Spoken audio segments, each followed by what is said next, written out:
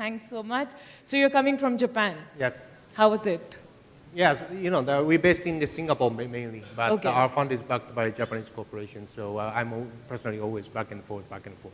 So yeah, but we are searching for the opportunity here in India to invest in some seed stage startups. So we are happy to take a look at today. So. Okay, awesome. A couple of questions which we would like to ask you is one, what are the opportunities that you're seeing in Southeast Asia and specifically, the Indian businesses, if they are looking at going to Southeast Asia, what are some of those opportunities that they can go after? Okay, basically two things. One is the fundraising in Singapore. Two is to grab the Southeast Asian market.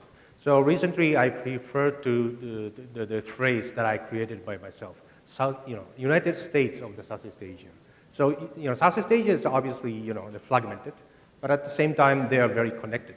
And we prefer to invest in the startups who want to grab the Southeast Asian regional player, or maybe APAC market. So, and Singapore is, we prefer to call the Delaware states of the Southeast Asia, because most of the startups in Southeast Asia tend to, set up the legal entity in Singapore. And also, we prefer to say that Singapore is the Wall Street in the Southeast Asia, because most of the startups are raising the fund in Singapore, even though the Thailand startups or the Manila startups. So yeah, so if you want to raise the fund, you can go to Singapore. And if you want to grab the market in Southeast Asia, it's a different story. That's what I'm talking about later. Yeah. What do you see happening in Southeast Asia, and how can Indian businesses leverage on those opportunities? So it depends on the level of the progress, but basically I see very similarity in all around the South, Asian countries. So let's say, for example, Indonesia, it's obviously happening, especially for the digital advertisement, space is very hot, and a lot of players jump in that market, including the foreign major companies. And for example, Thailand is very famous for the e-commerce and the mobile apps, because the penetration of the internet and the smartphone is very high. So yeah, it really depends. But again, as investor, to grab the Southeast Asian regional market makes sense. Single market is still small. That's my perception. If you have to tell us a few examples of companies who have scaled very rapidly in that market, and you've been part of that journey, can you tell us? That's the part I love. So for example, we invested in the company called the Buka, lapak.com. Buka means open. The lapak is a small shop. So let's open the small shop internet.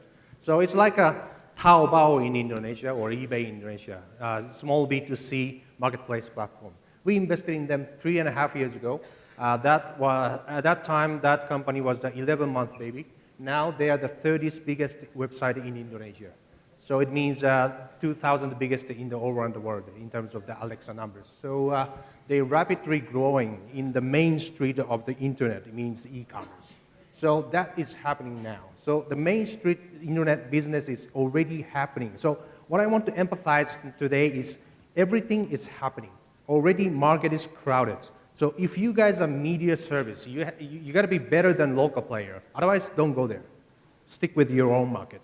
But if you guys are tech companies, let's say high-tech, core tech, then that makes sense to go to the global from the day one.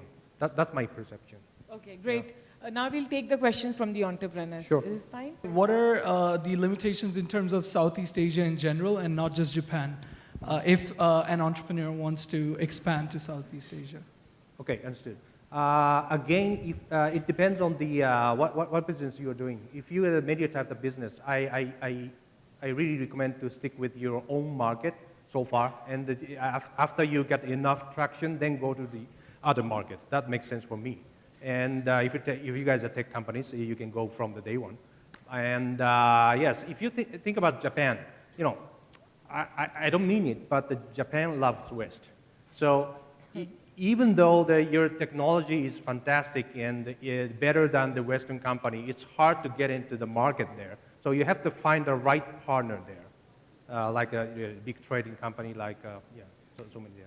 And if you go to Southeast Asia, Southeast Asia is also, especially for Indonesia or Thailand, the rich conglomerate group is super strong there. So again, you better find the right partner there. That's my thoughts, yeah.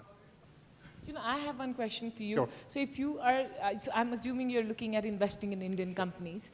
So these companies would have to have a focus in Southeast Asian markets, or it can be companies who are building products here and it is for local market? Yeah, again, if if the medium type of business, you have to have enough traction to go into the market. For example, Zomato from this country, they are very super active in Southeast Asia, Yeah. and they are doing great because they have enough traction and experience and operation excellence in this country. Yeah. But before that, it's impossible. I am a strong believer of the local entrepreneurs. Yeah. So always, if you guys are at the same level, local always win. That's my perception. Okay. Yeah, but if you guys are dealing with high tech, core tech, it's okay to go global.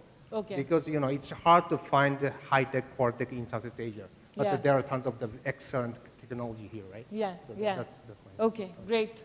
What are your learnings in terms of companies that you've seen have scaled? Because I'm sure there's a lot of competition out there also.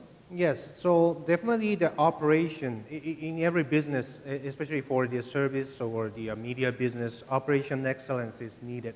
And it is kind of hard to learn from the other people's experience. So do fast and fail fast and run fast. That's the only the way to get the operation experience that I learned from my investment 20 years experience. But the again, it is very dangerous to go into the other market.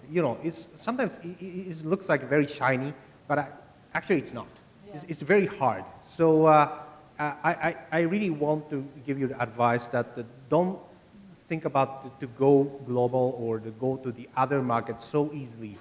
You have to be very well prepared. Otherwise, it's going to be very dangerous. You're gonna have to raise the burn yourself very high, and you're gonna lose a lot of times.